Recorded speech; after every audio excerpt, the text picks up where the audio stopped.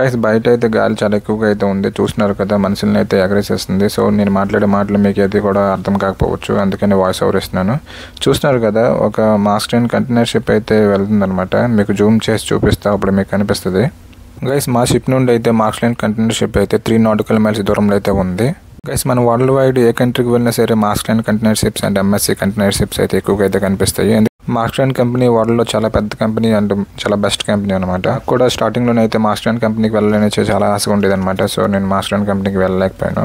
Mask ట్రైన్లోనైతే మాకు friends అయితే ఉన్నారు, వాళ్ళు అప్పుడప్పుడు నాకు అయితే ఆ కంపెనీకి వచ్చేమని అయితే మెసేజ్ చేస్తారు. సో నాకైతే కంటైనర్ ఎక్స్పీరియన్స్ లేదు కాబట్టి నేను ఆ కంపెనీకి వెళ్ళలేకపోతున్నాను. ఫ్రెండ్స్ ఇంకో విషయం ఏంటంటే మన షిప్లోని డిస్టెన్స్ని అయితే నాటికల్ మైల్స్లోనైతే అయితే కొలుస్తారు, స్పీడ్ని అయితే నాట్స్లోనైతే కొలుస్తారు. మరెన్నో ఇలాంటి ఇంట్రెస్టింగ్ వీడియోస్ కోసం please do follow Shiva semen. Friends మీలో ఎంతమందికి మాస్క్ ట్రైన్ కంపెనీ కోసం తెలుసో కామెంట్ సెక్షన్లో అయితే కామెంట్ చేయండి. అలాగే మీకు ఏదైనా డౌట్ ఉన్నా సరే కామెంట్ సెక్షన్లో కామెంట్ చేయొచ్చు, నేను ఎనీ టైం రిప్లై చేస్తాను మీకు. Bye bye, thank you.